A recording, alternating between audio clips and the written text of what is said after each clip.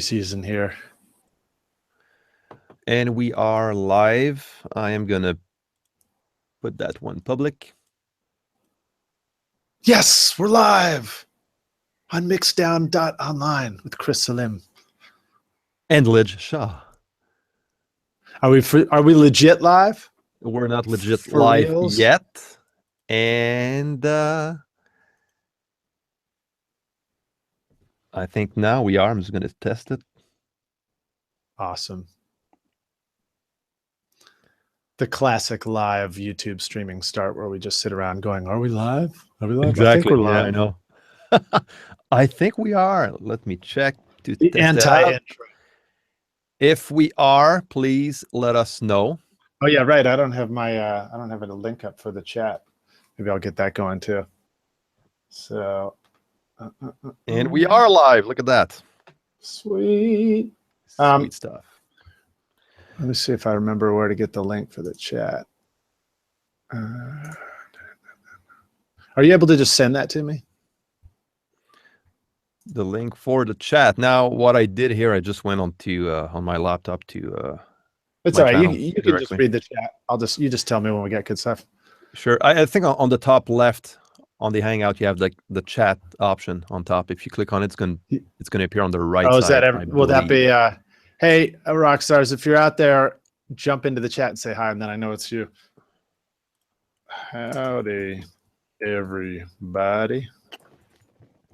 We are about to start soon. This YouTube live session with Lij Shaw.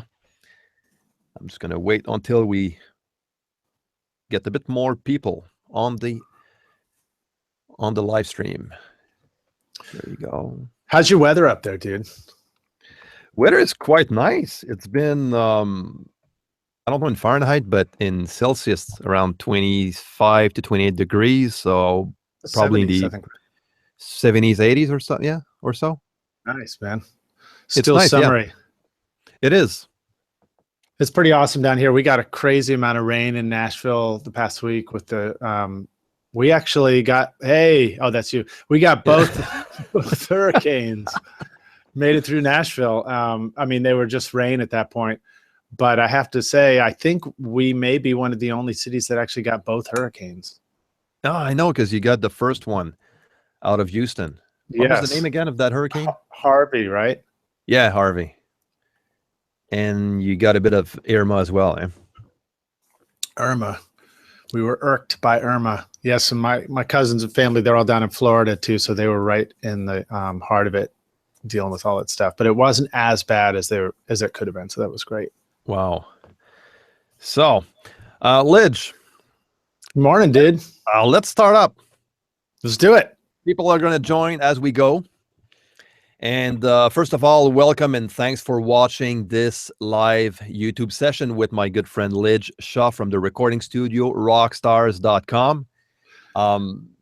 Lij, I want you to first tell me about the podcast you do on a weekly basis. Yeah, so first of all, thank you so much for having me on your awesome show with you, Chris. It's a blast to be doing this, and it's been really cool knowing you. I am from Recording Studio Rockstars. Again, I'm Lij Shaw, and my podcast is a weekly podcast, which you can find on iTunes and all the other podcast platforms as well. And it's a show bringing you into the studio so that you can meet with recording professionals. So I'll have a different guest on every week so that you can learn from them, hear their stories, and take your recordings to the next level and make your best record ever, be a rock star of the studio yourself. So, because the idea behind the show is that as engineers, as producers, as studio people, we often find ourselves sort of integral in making great records, but we're the last one that is ever called the rock star. So I wanted to make sure we had our moment in the spotlight to just really talk about what we love doing and, help you make a great record. That's amazing. I remember 2 years ago. I think you started 2 years ago. Am I correct? Yeah, 2015, July of 2015. Is when I hit the launch. launch. Yeah, because I was actually at that time I was starting up my channel, and I was looking to listen to some good podcasts. So I was just searching on my phone, and I ended up, being on your podcast, listening to what you did back then. I remember one of your first podcasts you did, it was with Joe Gilder. Oh yeah, right. Back then. Yeah. Did you're supposed to say I was looking around for some good podcasts, but I couldn't find any. But then, so I listened to yours. There you go. Yeah, so that was pretty cool. Back if we go back 2 years ago, there wasn't a lot of podcasts on audio going on. There's a bit more today, but I think you were one of the first out there. Am I correct? Well, I went out and checked out other podcasts that were out there.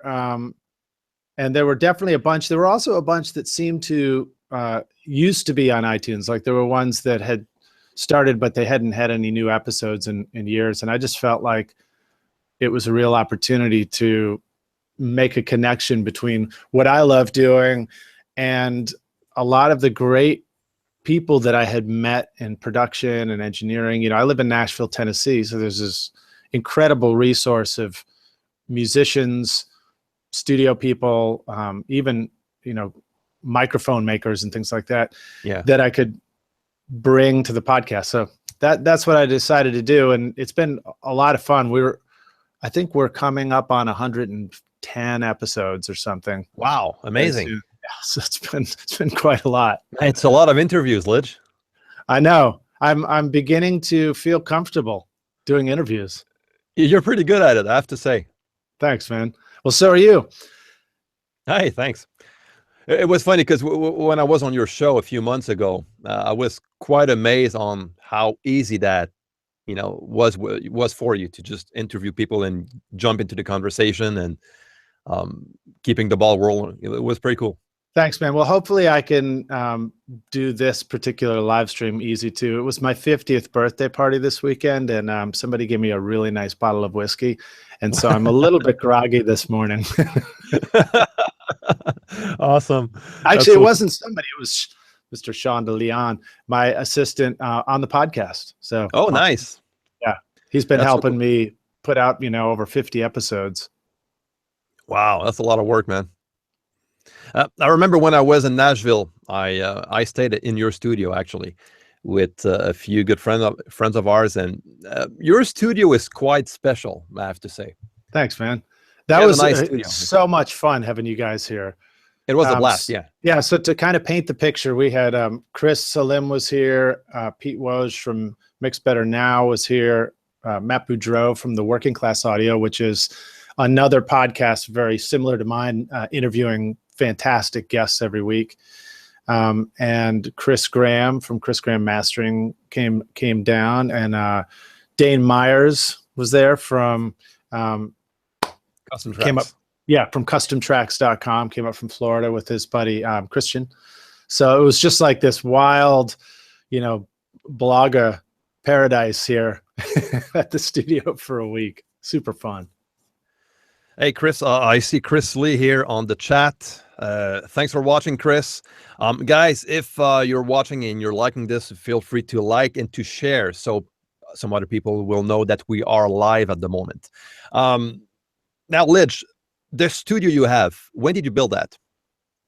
So the studio is called the Toy Box Studio. Look, I'm wearing my own T-shirt. That's nice T-shirt. Actually, I have a red version of that T-shirt.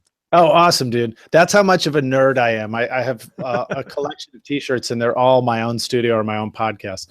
But I built the studio 10 years ago. So, I've had a home studio like I imagine we all have for, 20, 25 years. I've been doing some version of this, and I've seen studios go from, originally the first piece of gear I bought was a Tascam DA30, a DAP machine, which is still in the corner there. It's underneath that kid's drawing now.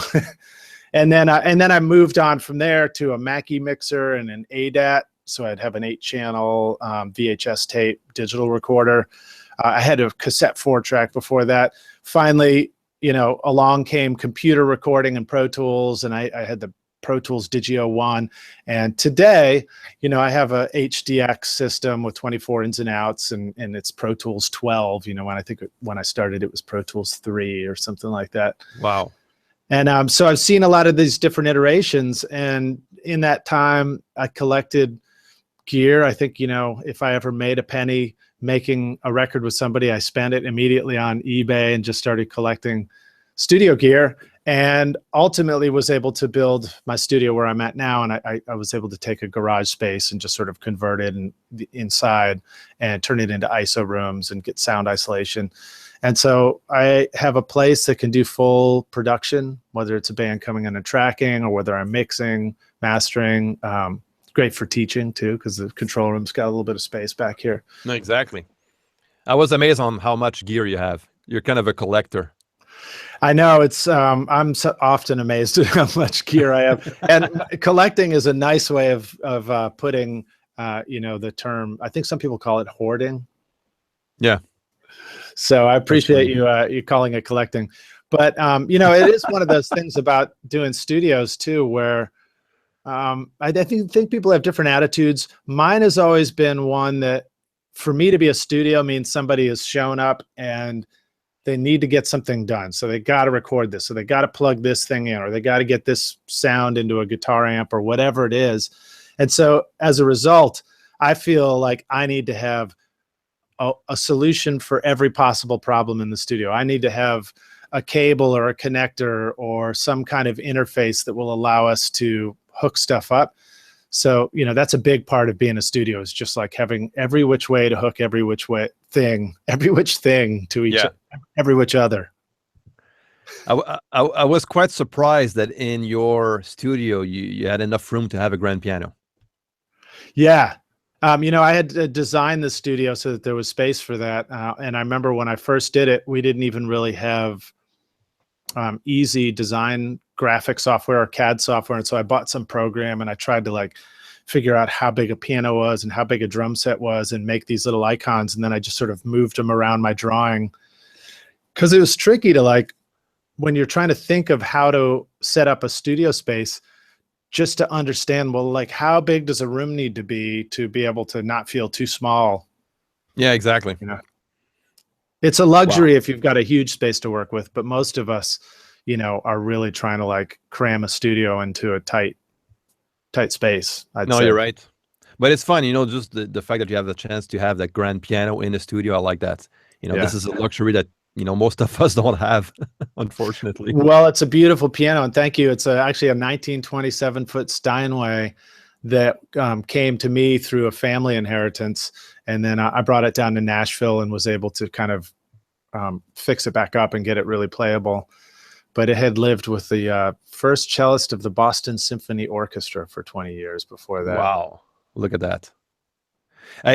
Let's jump into our main topic. Okay. Let's do it. But first, if you guys are watching, please leave your comments on the chat on the right side of the channel. I want to know where you guys are from, and feel free to ask questions as we go. Now, Lij is going to talk about conquering compression in 5 easy moves. Okay. So, Lij.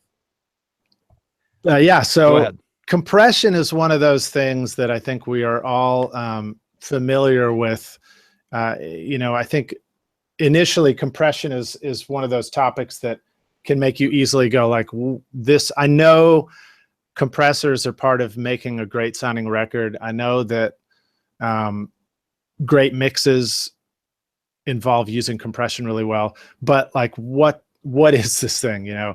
Compression can be a bit scary at first. So if you have ever found yourself looking at a compressor and feeling kind of overwhelmed by all these knobs, or maybe you kind of sort of understand it, but you're not really certain what you should do to use it or to use it well, I wanted to put together basically a simple and easy short PDF ebook for you, and we'll go through that right now to help you conquer compression in 5 easy moves. So this is a pretty simplified way of looking at it, but hopefully it will help you just kind of get over the initial hump of understanding what to do with these compressors.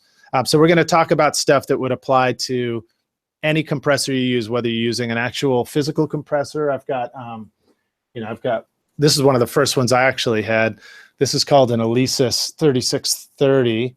Cool. And this was a really inexpensive compressor that had all the basic compression features on it.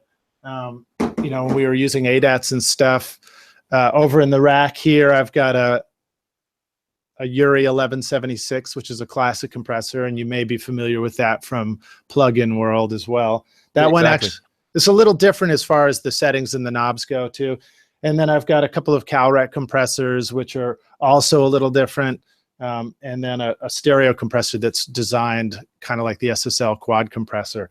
So these are all different pieces of equipment, but they all operate essentially using the same important features. So shall we jump right into some slides? Yeah, sure. First, I just want to say thanks to Chris and Paul for watching. Chris is from Missouri, and we have Paul here from Orange County, California. Awesome. Yeah, sadly, I can't quite see the chat at the same time, but shout out to you, Chris and Paul. Thanks for so much for joining us on this live stream. Awesome that you're here. So yeah, start with point one. Okay, cool. So let me get into a screen share here, and then I'll start with my first slide and see how it goes. Whoops. There we go. There's the first slide. Ted, can you see that one? Yep. Okay, awesome. So everybody, rock stars, I'm going to call you rock stars too. That's how I like to refer to all of my audience for the podcast, and I'll talk to you guys that way as well here. Unless you have Chris, do you refer to your audience in a different way? At all. I think Rockstar is going to fit for today. Okay, great. All right, awesome. Here you go, rock stars. So this is conquering compression in 5 easy moves. And it's a nice little slide deck I've got for you. So the first one is really kind of sounds basic, but it is simple. It's just choosing the right compressor. So what does that mean? You can see in the image here, I've got a few different, I don't know if you can see the mouse there too, but right here is a digital compressor from Pro Tools, comes with every Pro Tools DAW that you get. You also have some of these basic emulation compressors that emulate old vintage pieces of gear. You've got an LA2A from Bomb Factory, the 1176 from Bomb Factory as well. Both of those are plugins that you can use. If you were to get a copy of Pro Tools, I'm pretty sure it comes with the 1176. It may also come with the LA2A, but these represent some different styles of compressors. So why do I put these up there? Because not all compressors are created the same. So most compressors are probably going to be great and useful for something, but they all act a little bit differently and they all sound just a little bit different. They may have the same basic settings and features about them, and what you need to understand each compressor or the basics of a compressor will apply to many of them. But what you should know is that they all sound a little bit different. So many professionals who are mixing will describe compressors as being like a tone box, just running your audio through a compressor, even if it's not compressing at all, can impart a certain tone and a certain character and color to a sound. Definitely. So my advice starting out is just simply to recognize that the compressors often sound unique from each other and they sound different, that compressors have a distinct tone to them. And so therefore, one compressor may sound different on your bass than another compressor. And, but that same compressor might not sound as exciting on your vocals. And so you might want to switch to something else. So my tip to you to start out is just simply try the various ones you have without making any changes to the settings. So if you're working in a DAW and you're going to pull up a plugin and try out a compressor on a vocal, for example, start by pulling up your digital one. And then maybe if you have like different slots on Pro Tools, you can do, I think it's a total of 10 slots for plugin instances. And I think on Logic, it's sort of, I don't know if it's limited or unlimited, but I know you can just keep adding a bunch. But what you could do is you could put on slot 1 a digital compressor, on slot 2 the LA2A, on slot 3 the 1176, and you could just kind of fill them up with whichever compressors you have, and then bypass them all, and then enable one at a time, and quickly listen to the difference between each one and see if one of the sounds just jumps out at you. So it would kind of be like the equivalent, if you're a guitar player, to putting 4 guitars next to you and pick it up and strum each one until one of them just is like, ooh, I like this one.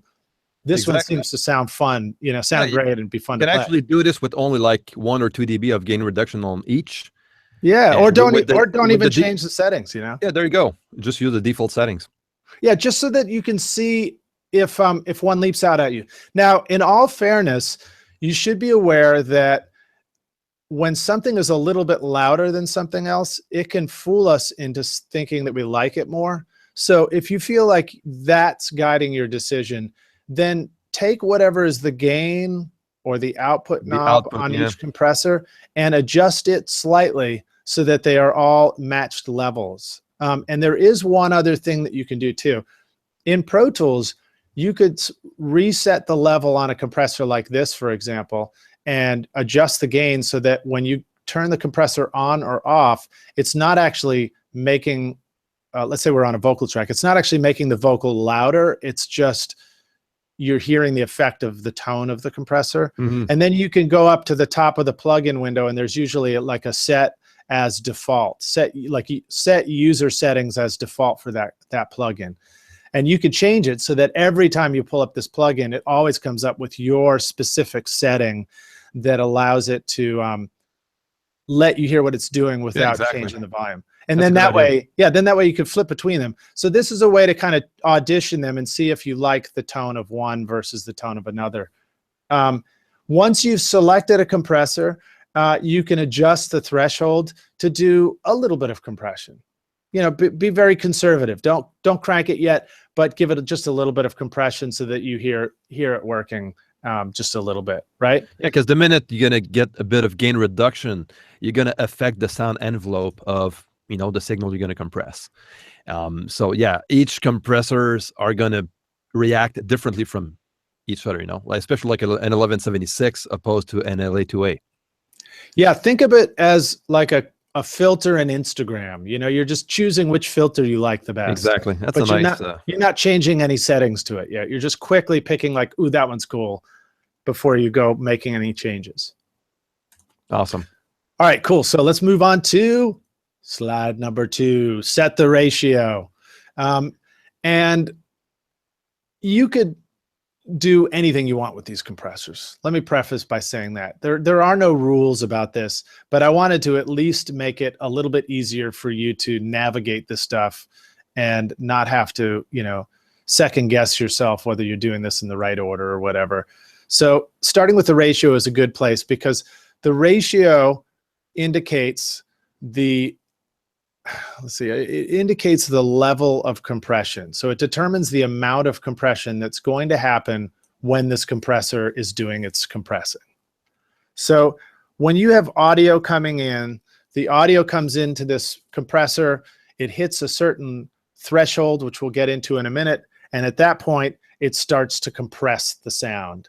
And it'll either do a little bit of compression, a medium amount of compression, or a ton of compression. So that's what I'm going to go into here. As with this knob over on the left, as you were to turn this knob down to the left, you'd get less and less compression. And I think if you turn this all the way down where it says here 5:1, that would actually say 1:1. So it would be doing no compression at all. And if you saw that on a graph, I don't know if you can see my mouse here, but it would look like a 45-degree angle, straight line going up. And that would indicate that 1 unit of loudness coming in is 1 unit of loudness going out. So there's no change to the sound. Exactly. But when you move the compression ratio up, it starts changing it. And like one of the first ones you might get to is a 2:1 compression. That is what I would consider a gentle compression. And that means that for every 2 level or two units of loudness going into the compressor's above the threshold level is only going to let out 1 unit of loudness when it compresses. So it's like you're taking in something that's twice as loud and it's coming out only once as loud. I'm trying to just say it off the top of my head. This is not a very scientific way to say it, but the idea is essentially that, if you got a lot of crap cranking and your sound is really loud, it's going to come out a little bit more compressed. It's not going to blast through the speakers. And this has the quality and the result of allowing you to hear it more easily. In other words, if you stood right in front of a drummer and they're bashing away at the drums, there is a lot of volume dynamic to that sound. But my God, your head's going to explode trying to, of course, if you're a drummer, you're like, but I sit next to my drums every day. But it's hard to listen to a drum set up close if you're just sitting on the ground in front of it. It's too loud, right? So the compressor is going to say, all right, this drum set is, so many volume levels coming to your face and your ears. We're going to compress it so that it's much more controlled and it's not blowing you up so much. So that's kind of a very simplistic way of looking at what the ratio of the compression is. But let's go through these different elements. So 2-to-1 is what I would call a gentle compression. It means, for every 1 in, you're going to get, or for every 2 in, you're going to get only 1 out. And it's great for things like vocals. It's great for bass guitar. It's great for acoustic guitars. And when you want the body of your sound to continue to come through and for you to feel like you're sort of hearing a mostly natural quality to the sound. And then when you want to get up to 4-to-1 or 6-to-1, which again, that would mean four times in, you only get 1 out, or 6 times in, you only get 1 out. This is getting into a more aggressive territory. And it's great for things like rock guitars, which you want to have a real in-your-face quality, or the close mics on the drums. You may not do a 4-to-1 or a 6-to-1 on the close mics on the drums for just the direct signal themselves, but you definitely might be doing that for your parallel compression. Exactly, yeah. Where you can be a bit more aggressive. Yeah. Parallel compression at 6-to-1 means you're really kind of squashing those drum sounds, but it means that rather than put the compressor directly on the snare channel, you're feeding the snare channel to a second channel, compressing at 6-to-1, and then blending that in with the original snare channel. And that's a little bit beyond the scope of what we're going to get into on this right now. But just know that when it comes to things like drums and parallel compression, that's going to allow you to have a very natural sound punching through your mix, but also get the benefits of a compressed sound and blend it in with the other. Yeah, so, that's a very cool technique. I use a lot of parallel compressing. Yeah, and Rockstars, I think you will too once you understand it. But before you get there, forget about that stuff. Just learn how to put a compressor on something and learn how to understand what it's doing and learn how to know what it sounds like by messing with these different settings. So then whoops, I just switched slides. Back again. So I have a camera up in front of my screen, so I actually have to lean my head around the camera to see my slides here. But here's a 10-to-1. So 10-to-1 and plus means just 10-to-1 and above. So 10-to-1 all the way up to 20-to-1 is what's considered extreme compression, aka limiting. And limiting means that essentially your sound goes up to a certain level, and when it crosses that threshold, the compressor is set so high that it's just like, it's not getting past it. This is loud as I'm going to let you make this sound. So the nice thing about that is that it means that no matter how loud the sound is coming in, whether it's from a whisper quiet to a screaming loud sound, you're always going to get a nice one level, easy to listen to sound on the output. These are the kinds of settings you would use for a talkback mic, for example, where you want to hear everything that's going on inside the studio or in the control room, but only have one level coming out, really easy to hear.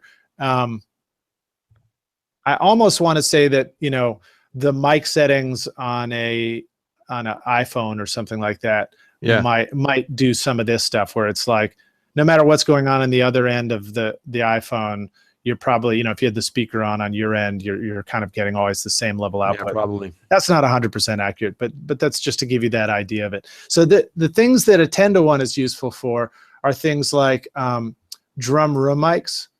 If you want to take the room mics that are in a sound or ambient mics around a drum, and you want to just turn it up so that it's like, it sounds kind of explosive, but it's not actually punching out of the speakers anymore. It's just like this explosive quality. It's like when the levee breaks or something for Led Zeppelin, you know.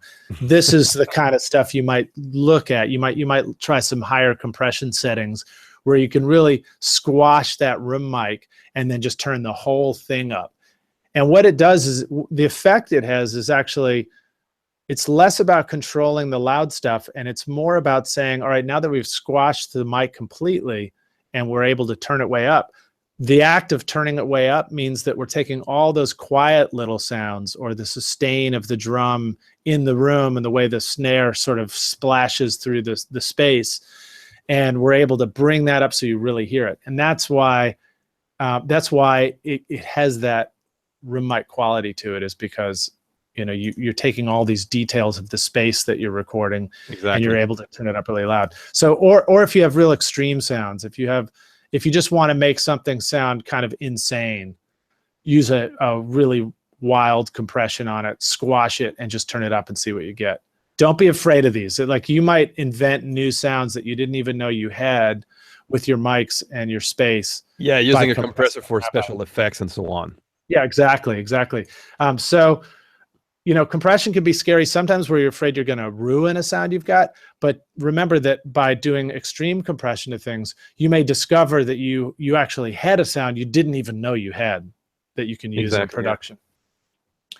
So just as far as what compression is, again, compression can basically make everything sound more in your face. And again, it's that quality of leveling the dynamics so that you can take this now quieter signal and just turn it up loud. And that's the in-your-face quality. You're actually taking all the details and bringing them forward, which makes it feel like the sound is closer and more intimate to you. But if you're over compressing, you can take a lot of punch out of your sound. And so that's something that I'll talk about here more in a minute, and you got to watch out for, because you don't want to end up with something that actually lacks punch and dynamics because you've over compressed. Yeah, Chris on the chat, Chris Lee was saying that on slide 1, he thinks it's a great way to hear the characteristics of different compressors. So he really appreciates that. Yeah, great, awesome, nice. Thanks for the comment, Chris. Glad to have you guys here too. I can't see you. All I see is my camera and my slides right now, but I'm glad to know that you're all there on the other end of this live stream. Yeah, don't forget, guys, if you're watching here, just share the podcast, share the live feed so people know that we are live at the moment. And don't forget to ask questions. If you have any questions concerning compression, just leave them in the comment section. Yes, and thank you all for being here. So let's jump on to slide number 3 here, and I'll try and keep moving forward. I know I'm talkative today, so hopefully I'm not going too slowly. That's good. Set the attack. So now we've picked our compressor. We've decided on a general ratio, like we're either doing a 2-to-1 because we're trying to do something sort of gentle and transparent, or we're doing 6-to-1 because we're getting aggressive with drums. Now we'll have a chance to start messing with the attack setting. The attack setting, and Chris, we can talk about this more. We were just talking about this before. Yeah. Oh, I think I lost Lij.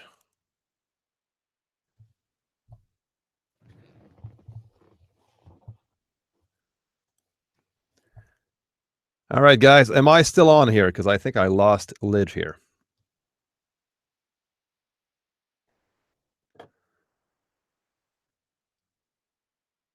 Yeah, I think we lost him.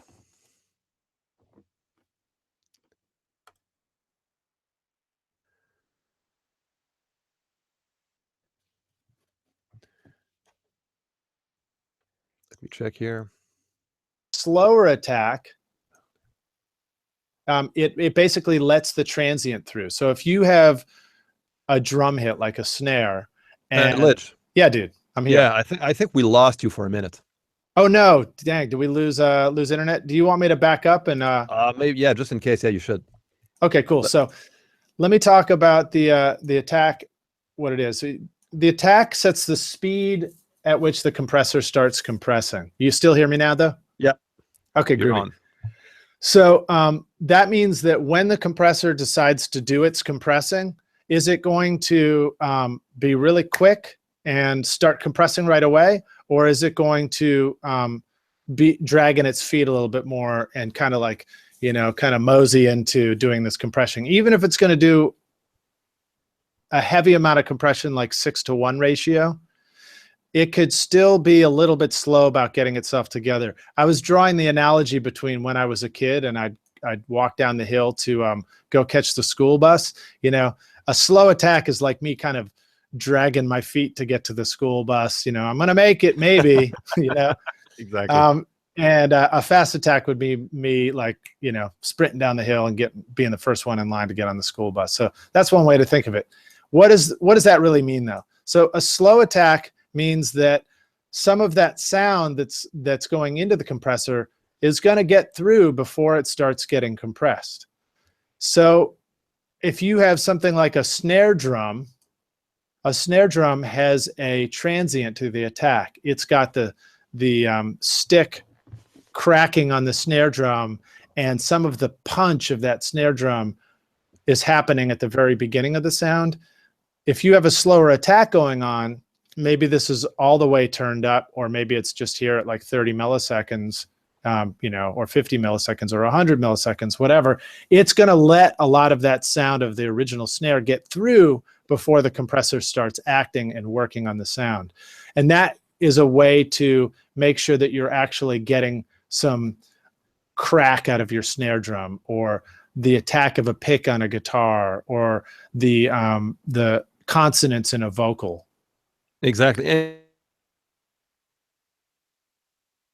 Because we tend to think that the attack is that the compressor is going to start compressing after 30 milliseconds in that case. But actually, the minute you reach the threshold point, it's the time that it takes for to get full compression, depending on the settings you have on your compressor. Right. So that's why you get a bit of that transient through. If you have like a higher attack time. And I'm going to play devil's advocate for us too, because I'm going to say that really, for you, for me, for everybody who's watching, who cares? Like, we don't really care. I mean, if we want to be a scientist in the studio, that's fine, and we can understand the technology because it's exciting for us to understand it. But a listener is not going to know when they hear your mix. They're not going to give two shits about whether or not the technology behind it like we do, and they're just going to know whether they like it. And so ultimately, as we struggle to understand how these things work, the only thing that really matters in the end is when I turn this knob, this musical thing happens, right? Exactly, yeah. And so as we start turning knobs on a compressor and changing the attack time, it's good for us to understand what are we going to hear, and then once we understand that, later we can know what to go for and how to make a change in order to affect, get the results that we want from a sound. Yeah, exactly. Because whenever you're adding a compressor on a track, it is going to affect the sound envelope of that sound you're compressing. So whatever setting you're going to be using, the minute you reach the threshold point, it's going to affect the attack, the decay, the sustain, the release of your sound. And now I'm been a bit technical here, but it's going to affect the sound for sure.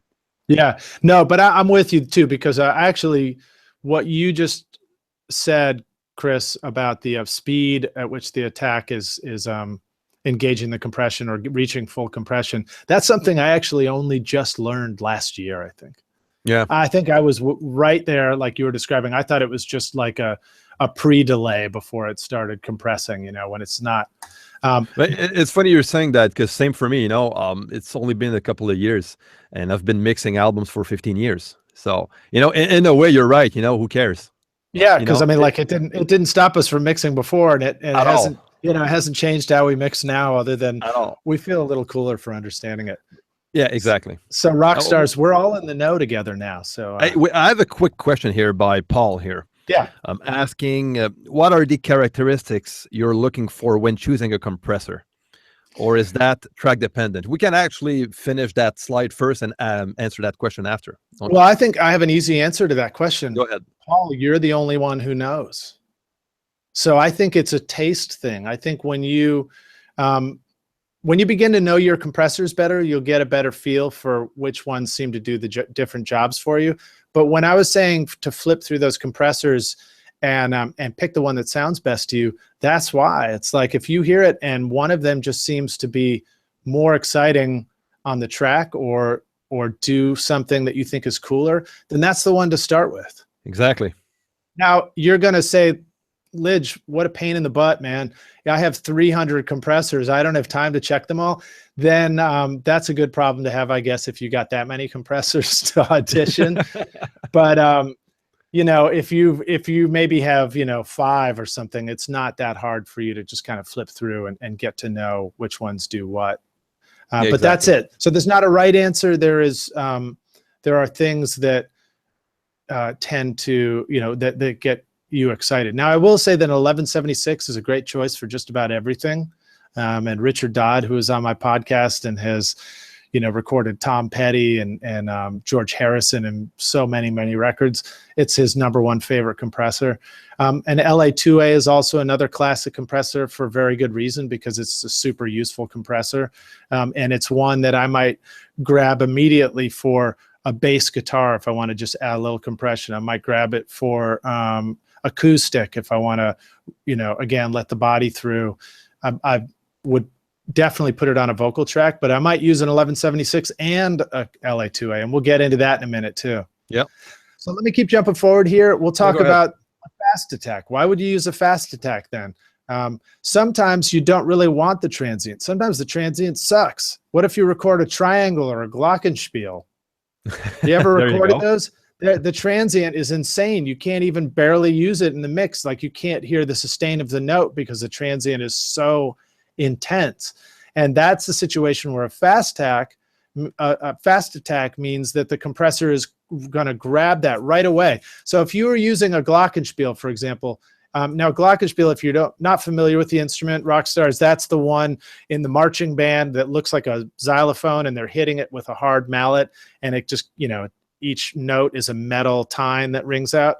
So that one is an insane attack, and you might set a compressor for 10-1 or 20-1 and have a very fast attack on it.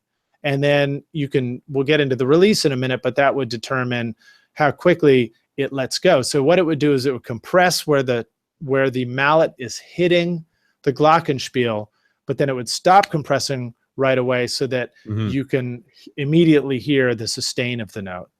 And a triangle too is a very quick one. But sometimes, you know, you just need, you know, sometimes you're doing something like a snare, and with a fast or with a slow attack, it's just letting too much snare through. It's like sticking out of your track, where it sounds like popcorn, you know. And if it sounds like that, or if any sound you're using has what I like to call an ice pick in the eardrum sound to it, nice, then you may want to use a fast attack so that you can really control that sound and pull it back. I like to think of a fast attack as having a lot of control, you know? No, exactly. And you can do the same with vocals, with a jumpy and a very dynamic vocal. You know, we can talk about that later on. But yeah. So again, and then now here at the end, this is something that I think I was doing, but I heard Chris Lord-Alge describe it once very effectively. He just said, when you're messing with the attack and release of a compressor, you know, and really this goes for any piece of gear, make it easy on yourself to know what it's doing. Crank the shit out of the compressor, you know, threshold. Make it do a lot of compression while you're adjusting the attack so that you're exaggerating the effect of what it's doing so you can really hear it. Because I think one of the things that drives us all crazy is we tweak the knobs of stuff in our mix of our compressors and things like that, and we do it when everything's way too subtle, and when we exhaust ourselves because we're fooling ourselves as to what it's doing, and we think we hear what it's doing, but is it really? And I'm not sure. Exactly. And maybe I'm just too tired. So make it easy on yourself and work quickly, and take the attack and go all the way fast and go all the way slow, and really do things extreme initially, so you quickly feel comfortable with what it's doing, and you're like, oh, that's what that's doing right there. Exactly. And then and then back it off and get subtle with it. Yeah, overdoing stuff like that, you know, it helps a lot with your learning curve. And just to know how that, like you're saying, you know, how that compressor and plugin works. The best way to do it, you know, is to overdo it.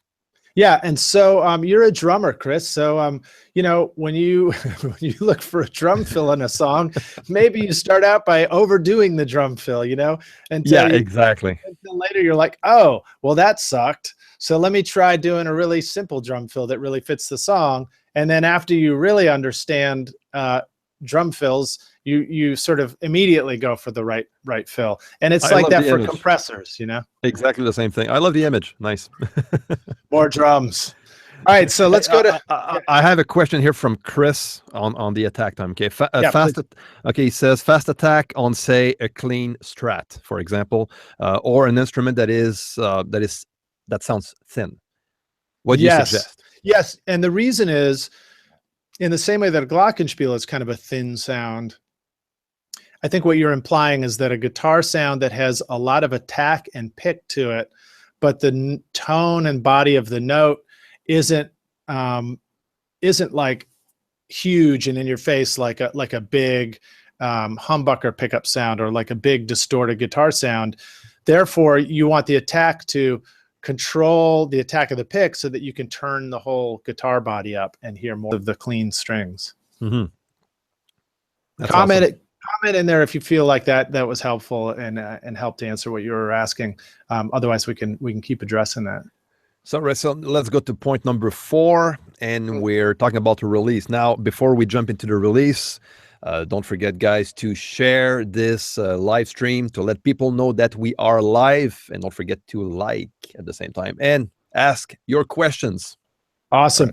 And rock stars, I am actually including a link, which we'll have right here in the video YouTube show notes here, or in the blog post or wherever you're watching this.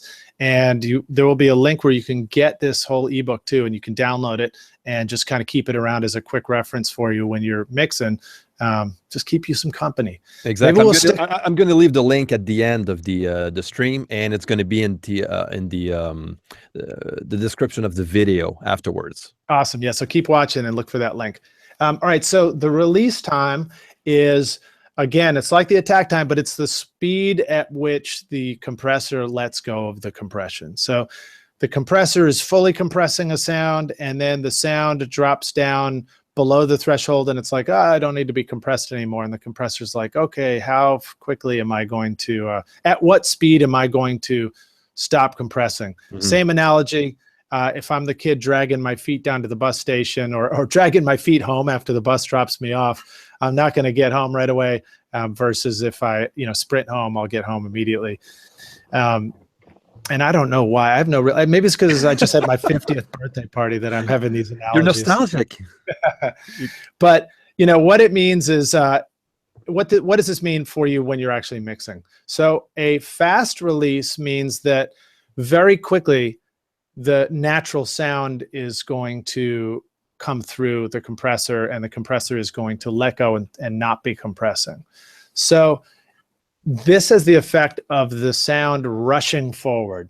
That's the way I would describe it. So if you have a short release, then that means the compressor is going to do its compressing, and then immediately the input sound, whether it's a drum, acoustic, an electric guitar, whatever it is going to come right up to the foreground again, or it's just going to come through at whatever volume you set it at.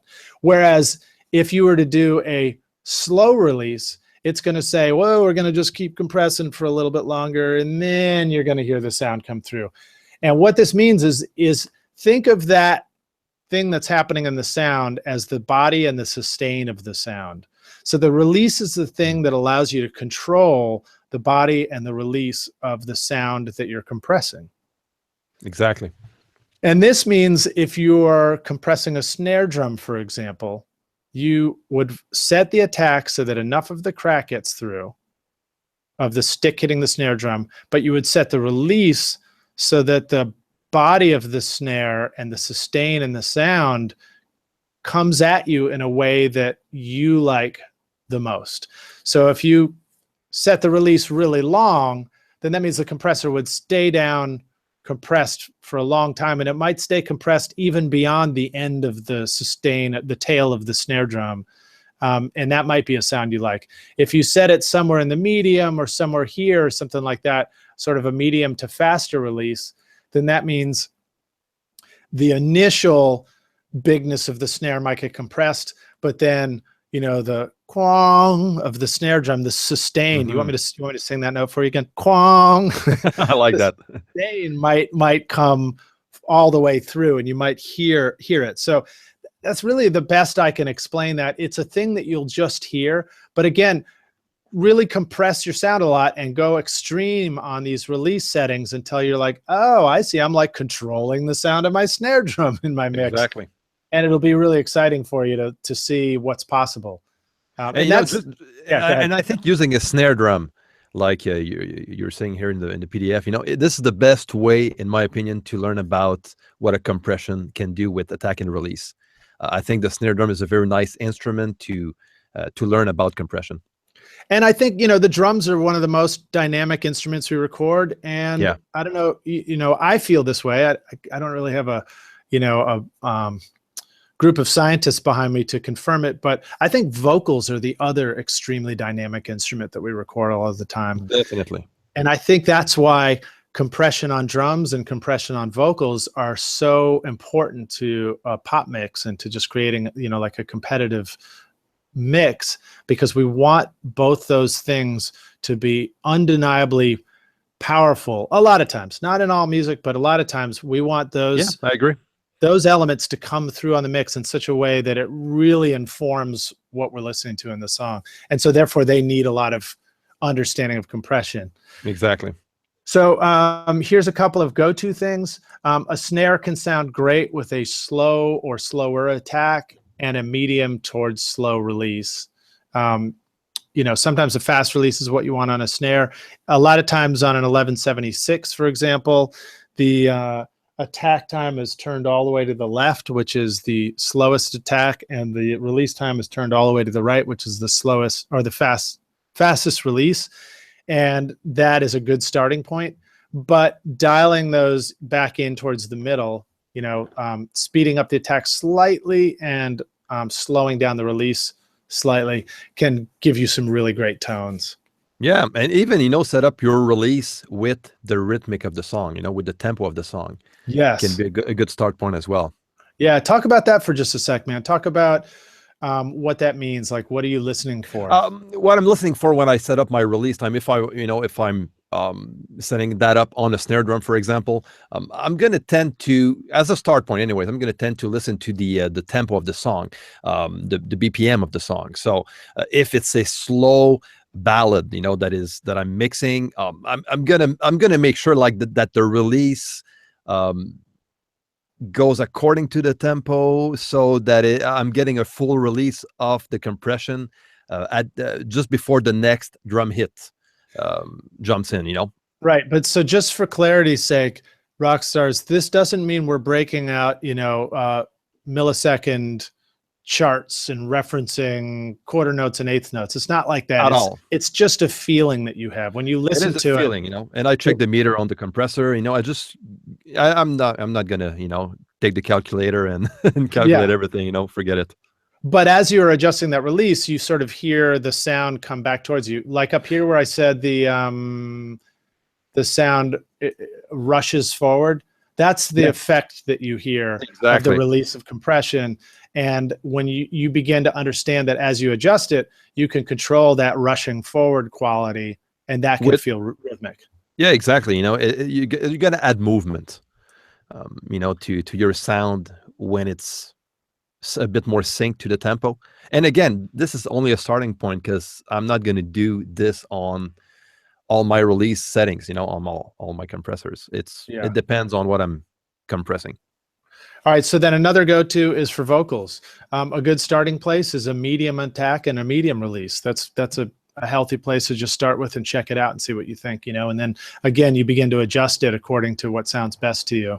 But that's a safe place to begin. And as you adjust the attack and make it go slower or faster, you're going to notice that sibilants and consonants come through or get controlled. Yep. A faster attack will control the consonants and maybe even control the sibilants a little bit. And the release would be whether the vocal is sort of like leaping out too loud or whether it's feeling more controlled in the mix. You know, as you do a longer release, the compression is sort of constantly compressing the vocal. And sometimes that's a good thing and sometimes it's not a good thing. You're just going to judge it based on feel. Exactly. All right, so jumping forward. Cool. Look at this, number 5. Let's answer a few questions before. I have one from Paul Lucas. He's asking, what would you say is the biggest mistake a novice makes with compression? Oh, listening to me. No, I'm just kidding. Paul, I think the biggest mistake a novice makes with compression is not being extreme with the knobs initially. Because I see, like when I have an intern or somebody who's starting with me, I notice the first thing they do is they're being too subtle with it, so they're not seeing the result of what they're doing. So be extreme initially so you hear it. Because, Paul, even though you don't know, may not know rather, what to do with a compressor yet, you definitely know what you think about music. At this point, you already have a strong opinion about what sounds good or doesn't. And so by being extreme with the settings, it's going to let you immediately hear the effect so that you can begin to have a judgment call of your own on whether you like it or not. And then the next thing that's going to happen is as you begin to understand it, you're going to get excited about it. You're going to feel powerful like a Norse god about how you can use these amazing tools. And that's going to cause you to overuse them. And that's what we all do. And I'm going to add, like I'm not going to point out the mistake, but I'm going to probably just give an advice here. I would say I see a lot of people, newbies that, are just jumping on one L1176 and L82A and all these vintage plugins and compressors. I would say, take your stock plugin, your digital stock plugin, and learn it. Make sure you know that from A to Z. And you control that like perfectly before jumping on anything else. Yes, I think that's good advice. I think there's a lot of fun stuff out there. And now that plugins are becoming so affordable, I mean, I get an email every day about a plugin for $30, I think we're all going to start accumulating a lot more. Yeah. Everybody's going to end up with like a plugin list that is overwhelming. And I love plugins. I love, getting some premium plugins and stuff. I have my go-to plugins, but I would say, if you can control your stock plugin, especially for a compressor, that's a very good start point, and then you can move forward and notice, what is the difference between that digital compressor opposed to a vintage one. Yeah. And maybe I'll add this in the show notes too, but I also have a free opt-in giveaway course that is called the Mix Master Bundle, where I actually do a full mix using nothing but stock plugins. There you go. And Chris, you may as well. So we'll try and include links to that stuff because that can be really helpful to see that. So now for point number 5. Now, nothing of what we've spoke up to now matters if it's not for the threshold setup. That's right. So now that you've set up your ratio, your attack, and your release, you can set your compression. Did I write that sentence correctly? Now that the ratio, attack, and release are set, you can set your threshold. Yes. Yeah, all right. You're good. I was afraid my English was off there. My grammar. So the threshold is this knob, which allows you, as you go towards the left, it's lowering the threshold, and it is the threshold at which the compressor starts compressing the input signal. So as the input signal gets louder and louder and louder coming in, it crosses the threshold, and then it starts to do the compression action. And usually this will have like low settings at this end of the knob, might be like minus 60 or something like that. There might be a 0 somewhere here, and then it might go above 0 to plus 10, for example. And what that is it's similar to the mark, the dB marks on your fader, because it's the same idea. It's as the audio is coming up and down on the meter, this threshold is representing points along that meter where as you set the threshold lower, it's like you're crossing that threshold sooner in your mix. So just as far as the numbers go on this one, these numbers for threshold setting tend to look like the numbers that are on your fader itself or on the digital, the audio meter. There you go. But so that's what it is. So as you crank this down, you're just going to do a lot more compression, and the compressor needle, which, you know, if you're on an old analog compressor, you have a physical needle. And if you're in GR setting, that stands for gain reduction, which means the needle usually sits at the 0 point, and then it starts, as the compressor is compressing, the needle moves towards the left. You know, it moves down -2, -4, -6, whatever it is, -10. And that indicates that the compressor is compressing and basically, gosh, what's the right word? It is turning down -2 dB. It's turning itself down 4 dB. It's turning the gain down 10 dB to compensate and fight against that incoming signal. I know fight sounds like an aggressive word, but it's sort of counteracting what's coming in by turning the volume down. And what all a compressor really is imagine yourself listening to music on your stereo in the car, and you've probably all done this. You've listened to a voice in the car, and when the voice gets too quiet, you turn the volume up to hear it more, and when it gets too loud, you turn the volume down to hear it less. That's all a compressor does. A compressor is an automated piece of equipment that rides the level of that signal volume up and down faster than you can, and in Like sync with what's coming in. Yeah. So that's what's going on with this. And the threshold is just sort of like adjusting that down means you're going to get a ton of compression. Adjusting it way up high means the needle might not move and you're getting no compression at all. And again, you know, just not to forget that, you know, everything, all the settings that we have as far as the attack goes, the release, and the ratio is only affected by what is going below the threshold point. Right. Going above the threshold point. Yeah, exactly. Yeah. So, and again, reiterating, the threshold is the point at which the audio starts getting compressed. Yeah. The meter will show gain reduction as you decrease the threshold. So that's a little bit, that's the correct term. Don't let that fool you. That doesn't mean decrease the compression. It's increasing the compression by decreasing the threshold. Sorry to confuse you guys. The important part is it'll be pretty obvious to you as you crank the knob around. You may have a meter with a needle on it that moves. A lot of digital compressors just have a meter where, you know, let's say it's a green meter color that shows compression. A lot of times that comes down from the top, indicating that it's compressing downward, you know. So, but that's what that means. So the threshold will adjust that. So now, where do you want to set the threshold? My answer is set the threshold at the point at which the sound is best to you. So again, use your ears. This is the point for you to make a judgment call on it. There is no right amount of threshold for compression. There is simply what sounds best to you. Mm-hmm. As far as rules of thumb go, you might say that, you know, 2 to 4 dB on a vocal at 2 to 1 ratio might sound like a pretty good starting point. As far as extreme compression goes, if you're compressing the crap out of a vocal because you want it to be, somebody's eating the mic and you want it to be in your face all the time, you might do 10 dB of compression, 20 dB of compression with a distressor. You know, we used to use a 10 to 1 setting on one of the compressors and compress it insanely.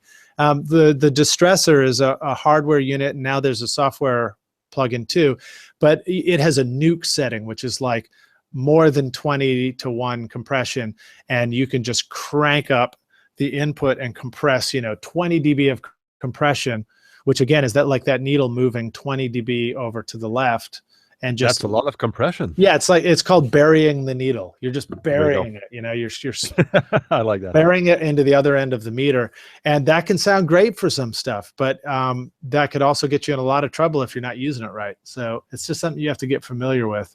But my next advice is then after you set your compressor where you like it, back it off. You probably did too much. And even if you can't tell right now, when you go back and reference your mix in a minute, you're going to potentially notice that everything's too compressed, and you're going to want it to breathe more and have a little more dynamic and punch to it. Very good advice here, Lij.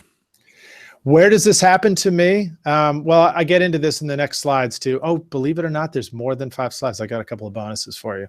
But if I'm mixing on the little speakers, I will have a tendency to use more compression because I'm wanting to really hype and exaggerate the excitement.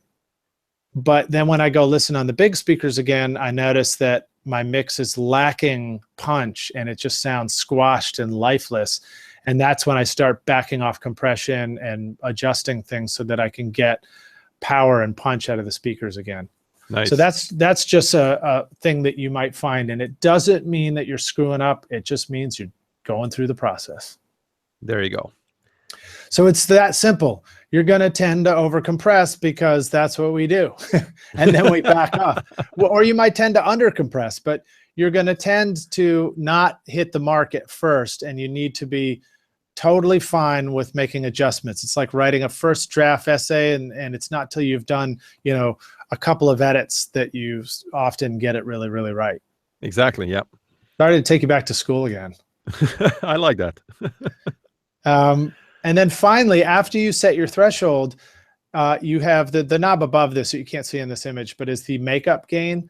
And gain or makeup gain or output on your compressor is because when you compress, you're actually bringing the level of the sound down. So the makeup gain brings the level of the sound back up. It's like that taking all that quiet stuff now and it's pulling it forward and giving you that in-your-face quality. Exactly. Yeah, because the compressor is not going to bring your gain, your volume higher. The sound is not going to be louder because of it's compressing. Now, it will if you're using something like an 1176, and I think I get into that in this next one because here you go. This third point. We're in the bonus material. Before we get there, Lij, talking about the threshold, you're talking about the 1176. You're probably going to point that out, with the threshold point on this 1176. So I'll let you explain that. Yeah, so an 1176 doesn't have a threshold adjustment. Instead it has an input knob. And so the threshold is set internally and you don't even have to know what it is or where it is. It just is. And what you do instead is you just bring the input level up going into that threshold, and then you can see the needle do more compression. And so again, it does also have an output, but you're gonna that's a difference. So not every compressor has all of these settings to them. Some of them have input levels. An LA2A, for example, has an output gain and a threshold knob, and that's it. Yep. So those are the only two. It's predetermined what your ratio is. It's predetermined what the attack and release are. And they may actually be internally variable depending on how much compression you're doing. Similar with a very mute compressor, I have a Drummer 1960 here as a hardware, and the ratio is determined by the amount of gain reduction you get. Yeah, so in those cases, embrace the fact that you don't have to make as many choices. Just enjoy the fact that it does what it does, but you will understand the knobs that are there because you understand this other stuff. So again, some compressors have other settings on them. There's also a setting called the knee, which we didn't get into, but that was right above the ratio. And the knee is the point, the threshold, right where the threshold is the point at which the incoming audio starts getting compressed. And if you use a soft knee, it's like a rounded angle at that point, which is a gentler sound on the compression, and you don't hear it grabbing the compression. It's kind of in combination with the attack. Both the attack and the soft knee sort of round that corner.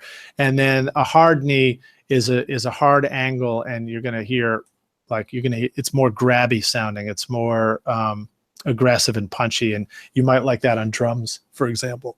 Yep. So let's see. Some have drive knobs and timbre knobs. I think it's the Klanghelm compressor that has those. Drive is like tube overdrive and saturation. Let me show you guys what the knee is here. Okay, I have a fab filter open right here. Okay, so if we're looking at the knee here, this is what Lij is talking about. Okay, so you see the curve. Oh, hold on. I see your screen, but not the plugin. I don't know if. No, I know. I don't know if you see it on your side, but so this is what the knee looks like. If you bring it a bit more softer, the the line, is gonna be a bit more bent. Okay, so a bit less direct. So this is what it looks like. Check the comments, make sure everybody sees that, because sometimes if you're sharing the app, it might not be sharing the plugin window. So did you guys see that? Let me know in the comments. Whereas all right, so let's continue. Did it work? Whereas if you share the entire desktop, then it'll share just everything that's on your screen. Let's see. Talked about the Fairchild. It has time constants. They're different release settings. I don't know if the Fairchild affects the attack as well, but mostly you just hear it in the sustain of the sound. And so that's what it gives you instead of a release. And then you also have things like sidechain EQ. So the sidechain is the control signal that the compressor is looking at to do all the compressing. And as we were describing it, the input signal that you're running through the compressor is typically the controls chain, or the control signal, but you can actually use an external control signal if you want to have the sound that you're compressing not be the one that controls the compressor, or you can use EQ on the sound that you're bringing in and have a filtered sound controlling the compressor. And without getting too deep, it's as simple as this. If you filtered out so that the signal that's coming in from a vocal is just like the harsh range of your vocal, it's like there's no low end, there's no high end. It's like all the 1K to 3K or 4K. It's just like all the aggressive upper mids. That would be, you could filter that and make it the sidechain. And so it means that every time you hit an aggressive, nasty note in your voice, the compressor will go into action and compress it down, but it's going to leave everything else alone. So that could be handy for de-essing. It could be handy for controlling harshness in a vocal. Yeah, so if we look at the de-esser, this is actually what a de-esser does. It's a sidechain compressor. Yeah, exactly. All right, so then let's see, going on, there might be a look ahead feature. This is something that exists only in digital compressors because the computer can literally look further ahead at what's coming in a sound, as opposed to an analog compressor, which has to wait for the sound to come through before it can actually react to it. So look ahead can make it an even faster attack. It can give it more accurate attack and release times. And then there's also many newer compressors in digital world and even in analog world now have a wet dry knob. So what this is wet means, and this comes from basically, I guess it just comes from effects world in terms of like reverbs and plates. Yeah, we see that a lot of reverbs. Definitely. And wet means it's all the way having an effect on it. So whatever the effect is, in this case, the effect is the compressor. All we're hearing, if it's wet, is 100% compressed sound. Still, just whatever settings you put in there. If it's not compressing, then it's 100% of the compressor not compressing. Mm-hmm. But if it's dry, then it means you're hearing just the input signal come through. And this means that you can dial that wet and dry knob to be like 50%, for example, or 40%, and you would be hearing mostly the dry signal come through, but you would be hearing 40% of it would be the very compressed sound. Now you're getting, in a single compressor, you're getting automatic parallel compression. There you go. So that's which is magic. I love doing parallel compression. Yeah. So again, we won't get too deep into parallel compression, but just know that that's an easy way for you to hear what that sounds like. Now I got a few comments here saying that they weren't able to see the plugin I was. Dang it! To. Okay, I was right all along. Let me try that again. So I suggest here. I'll look this way. I'll be able to tell you. Now I see it. Yep, no problem. Now you see. Okay, so let's get back to the knee. Okay, there's hard and soft knee. So this is what it does. So that's a soft knee. Okay, now I just overdid it. You see how it rounds the corner? There you go. So if I put it back to hard, it's pretty drastic, the way. And that angle right there is the threshold point. Exactly. So I'm just going to bring down the threshold here. So there you go. Okay. And the ratio, now the ratio is at the 7:1. If I bring it down to a 2:1, for example, this is how it's going to look on a digital compressor. Right. And so the ratio is changing the angle of that line up above.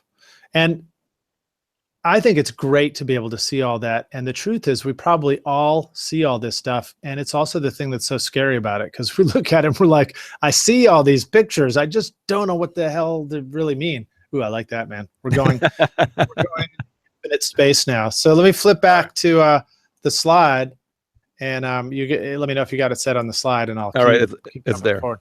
All right, great. So here's the last one. 7 more bonus stuff. I should have called it bonus stuff. Like I said, a reminder, you will tend to over compress it first. This is okay. Just back things off a little afterwards. So go for it, do what you're digging, and then back things off a bit, and you'll probably be happy. Again, what I was talking about before, use small speakers as a reference to tell if there's excitement in the track. If you were to listen to somebody like Chris Lord-Alge talk about mixing, he talks about mixing at low volumes. That's another thing. Low volumes and small speakers will really let you know what this mix is going to sound like when it hits the real world and it's sort of being listened to in the background. And hopefully it still sounds killer like that. Yep.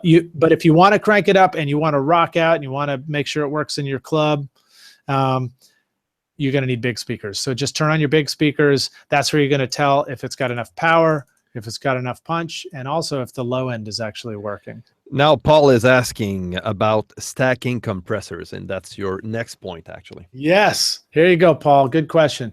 It is okay to use more than one compressor. So what does that mean? I learned this first when it came to vocals. I remember doing vocals where we'd pick a compressor, we'd cut the vocals through it, and then it's like, sounds great, but why doesn't it sound like what, this rock record does? And that's because you can actually use more than one compressor. I remember at that same time we learned to triple compress, and I was like, holy crap, what do you mean triple compress? You can do that, And we started doing vocals where I think we were using an Elam 251, sometimes a SM7, but we'd come in through Neve 1073. We'd get a sound dialed in there, and then we go from there to an 1176, at a 4-to-1 setting with open attack and fast release, and we get some compression there.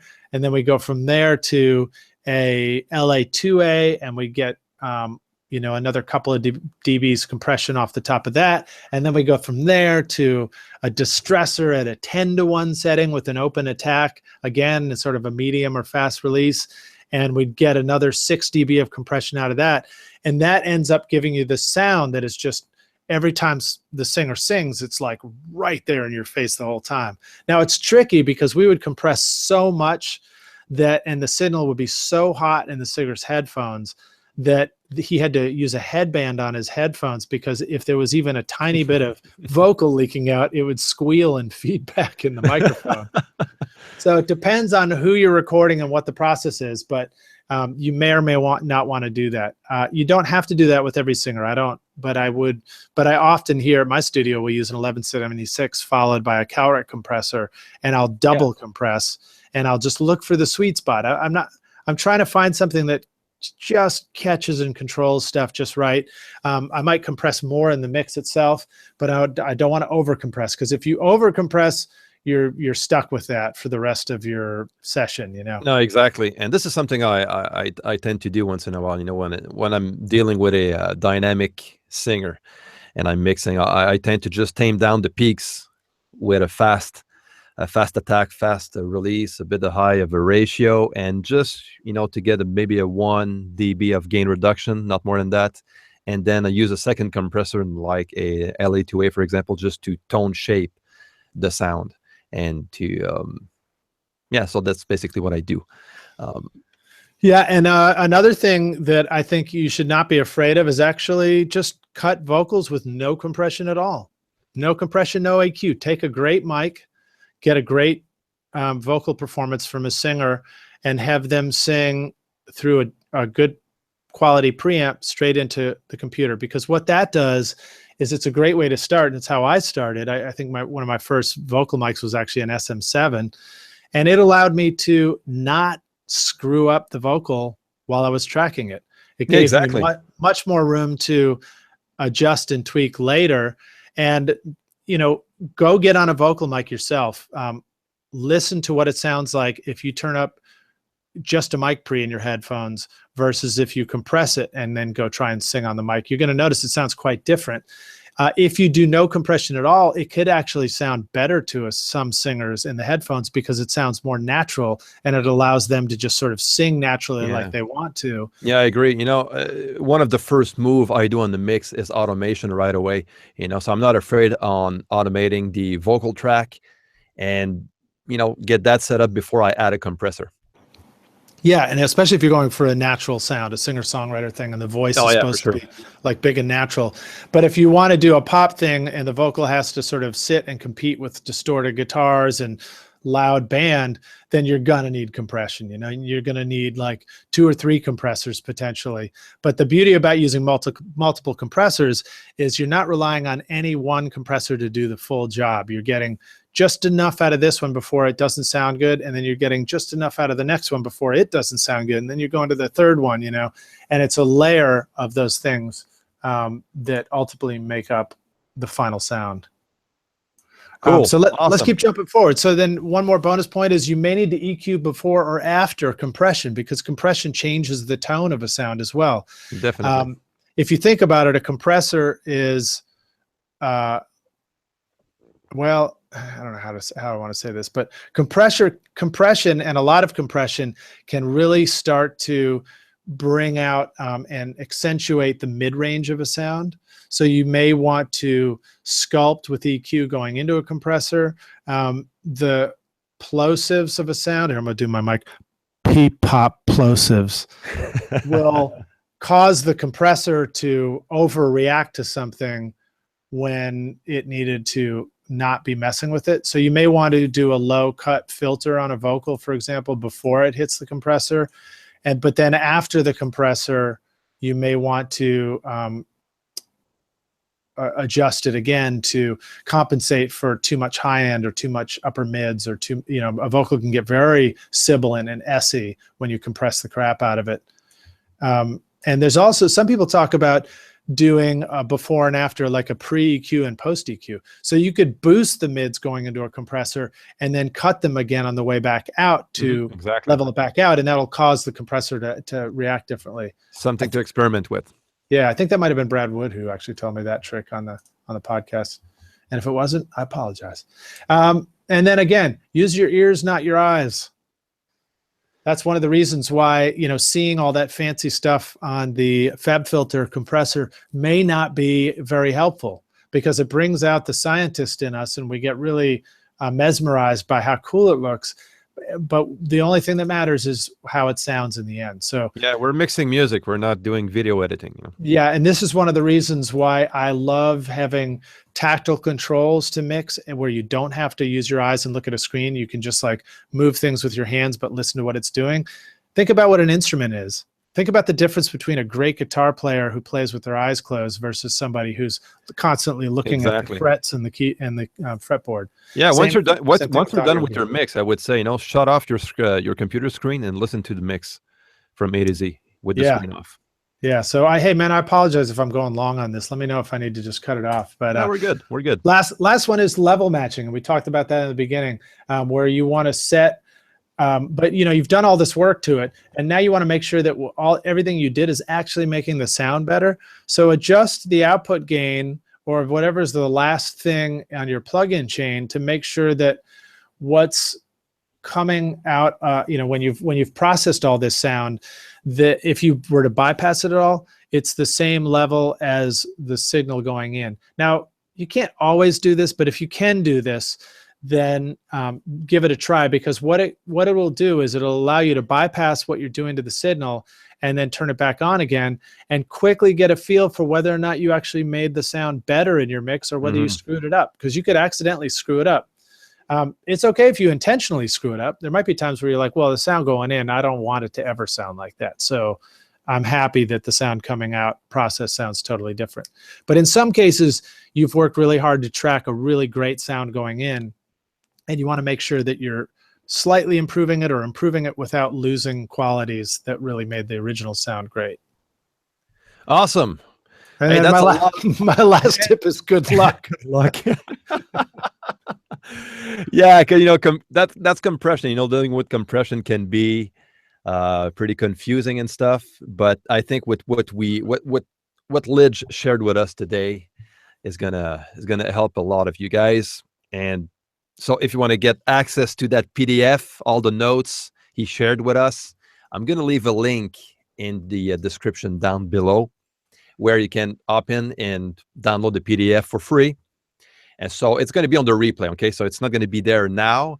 But I may have just stuck it in at the bottom of my bottom third there too, if I spelled it right. Well, I think, did you? Yeah, on my screen it's backwards, so I can't read it. But basically, there's a link. If that's all right with you, Chris, I made a link at Recording Yeah, that's awesome. recordingstudiorockstars.com/conquering compression. And I apologize, there is really no easy way to spell conquering. There's a Q in there and a U, but that's it. So if you go there, I'm going to leave the link below anyways. The minute the live stream is up for replay on YouTube. Awesome, fantastic, dude. And do we have any more questions? Do we want to go into a little more Q&A with anybody? Oh, I'm losing you, Lij. Well, you're losing me. I'm still here. I'm still here. I promise. I promise I'm still here. I haven't left. Oh, there you go. He's back. Okay. Okay, good. All right. So you were saying? Do we have any more questions or comments we want to address? I don't think we. Let me check here. Oh yeah. So Paul was very happy with this tutorial. So it says that this has been the best tutorial on compression, and I've seen quite a few. Pure gold. Thanks so much. So Paul, you're welcome. Thank you, Paul. You're welcome. That's so cool. You guys didn't tell me my hair was looking funny, but I guess we were looking at we were looking at my slides. Most of the time it was the slides, Lij, so no worries. Awesome, dude. I have Kenzil here asking about bus compressors, please. Bus compressors. So everything that we just learned about compression applies fully to bus compressors. As far as actually using bus compressors in mixing, when I'm mixing in the box, stuff that I have, I do have an SSL Duende compressor, which sounds great. I really love the sound of that. A lot of times I go straight for my Slate digital VBC, the virtual bus compressors. So that has, an emulation of a Fairchild. It's got an emulation of a Focusrite Red, and it's got an emulation of a SSL quad bus compressor. But those are all great choices for bus compression. There are many, many others, and I highly recommend you check them all out. You could even use your built-in stock digital one and just dial it in slightly. It's a little trickier because a lot of times with bus compression, I find that I am looking for a little bit of character. I wanted to, add a little bit of something.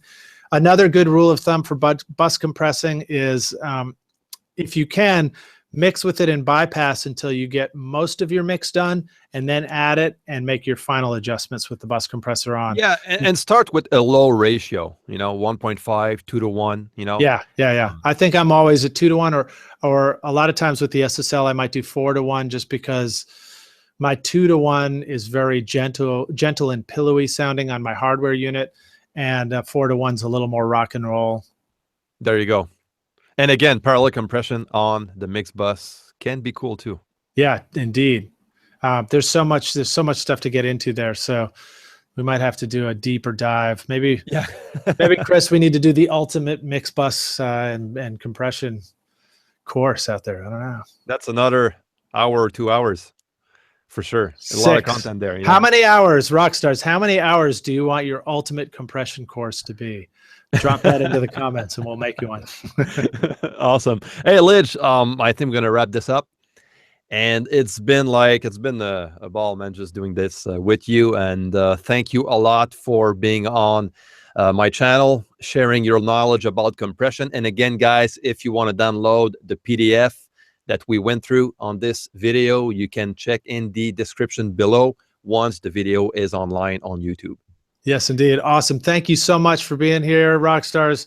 A pleasure. You all are awesome for being here. I know we had somebody, I don't remember if it was Paul, joining us from Florida, but hopefully you guys survived all those vicious hurricane weather just fine.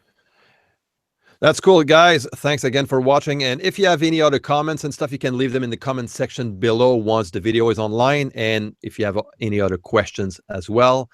and I'm going to be happy to answer them for you. And don't forget to check, okay, Lij's podcast on the recording studio, rockstars.com. He has like an amazing podcast going on, and just feel free to put that on your iTunes podcast application and enjoy the show. Indeed. Yeah. Thank you so much, Chris. It's a real pleasure to be here with you and get to meet your awesome audience as well.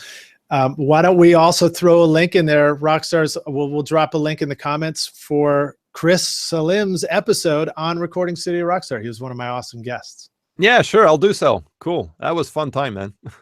All right. Well, thanks so much, dude. Appreciate it. All right, guys. So see you guys next time. Don't forget to like and share. Talk to you soon. Ciao. Rock on.